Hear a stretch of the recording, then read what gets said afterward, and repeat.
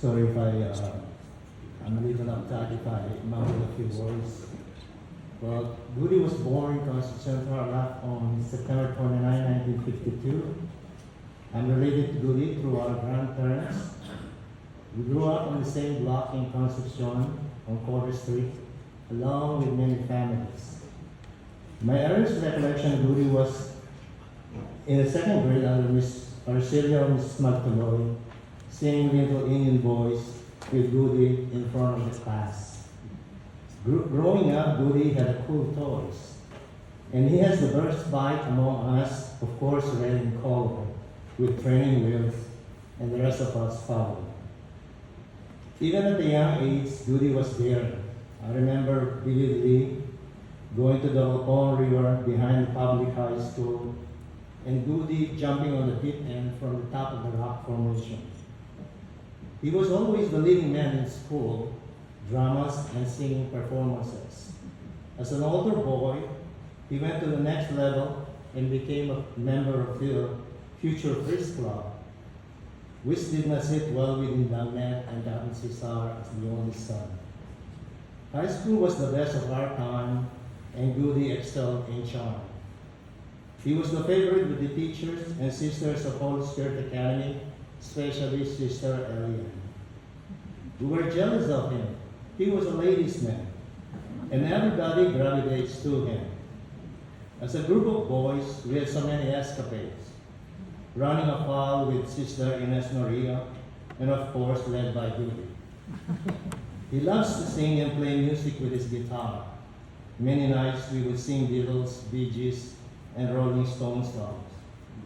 From elementary to high school, he was on the honor roll. High school was when his love of motorcycle began. His first was a red P50 Honda scooter, and later on a much bigger Honda 300. He was short, but he needed help to stand on the Honda 300 on 2 feet. Gudy loved tinkering with machines at an early age.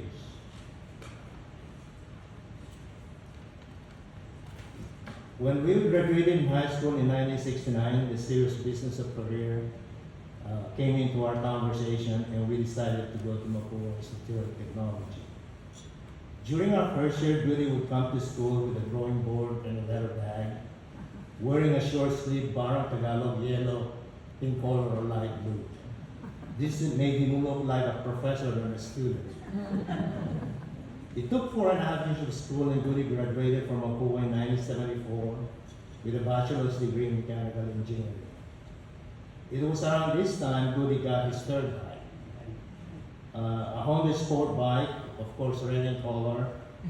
And at one time he told me that he picked up Sister Elian from a convent, and they drove around Manila with Sister Elian, holding Gudy around his waist on one hand, and the other hand holding on the veil. And that is the definition of fun and adventure to Gudy. Gudy's drive and ambition to practice engineering motivated him to leave the Philippines in 1979 and try his luck in the United States. Set foot first in San Diego with relatives and then to Virginia. However, he could not resist the allure and the weather in Southern California. He came back in California in 1980. For the next 34 years, he worked his way up from being a draftsman at Everest and Jennings and Chastang, and gradually gained more experience and eventually got a job at Nissan, where he spent 22 years as a product quality and development engineer. He followed Nissan when they relocated to Tennessee, and after 8 months, he missed California so much, he came back and got an offer from Hyundai in Southern California, where he retired in 2014. Besides motorcycle, Gudy's other hobby was assembling and flying radio-controlled miniature airplanes. In between those years, he finally met the loveliest like Daisy in 1998. Gudy and Daisy previously met in 1974 on a baptismal in the Philippines. Gudy, after enduring personal challenges, mellowed and prospered after his marriage to Daisy. Gudy cared deeply about a high school class of 69. and our town of Concepcion. He organized all our reunions and was on hand of all of them except in 2019 in the Philippines. Last July, we found out our classmate Remigio was struggling to survive in Concepcion. He helped organize a fund as his last act to help our classmate in need. He raised funds and sent books and computers to schools in Concepcion as president of the Cariñoso Club of Southern California. A few years ago, he was instrumental in transferring a land owned by the Chinese community to the municipality of Concepcion, now occupied by the police department. After retiring, he continued his passion in collecting classic motorcycles, including BMW, Ducatis, and Honda.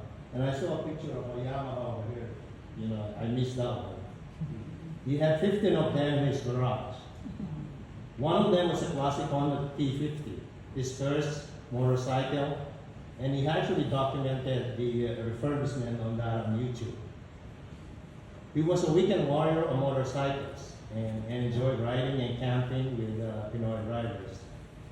His love of motorcycles can be described when I sent him a video of myself riding a three-wheeled motorcycle in New York and sent me back this response, and I quote, "Milo, to really experience motorcycling, ride a real motorcycle. I meant the one on two wheels, in winding roads. It's better than the roller coaster at Disneyland." And he said, "Real men ride on two wheels." Back in 2008, I heard the news, and for 4 years, Gudy, and with Daisy by his side, battled with grace, humor, and courage the effects of treatment. Gudy was always positive and remained hopeful. 10 days before he passed, we had a long conversation and covered a lot of issues, which we debated and conversed. I'm sorry. You were so animated, and the old Gudy I know, articulating about life, politics, afterlife, Elon Musk for plastic, and climate change. That was a lot to absorb. On Sunday before he passed, we came to visit, and I knew it was near. A phone call to his sister Present Friday morning of September 16 gave us a hint to visit. We saw him resting peacefully, and I was grateful to say our last goodbye, and now let's go. I will miss him dearly, and I will miss the pleasant faces with one we call each other boy. Gudy is at peace and in good hands. I'm sure that's riding a motorcycle up there, probably a Ducati, and with all the Italian saints and popes, and all the company of Italian famous artists and designers, with a bountiful feast of pasta and wine. And I will miss him dearly. Thank you so much.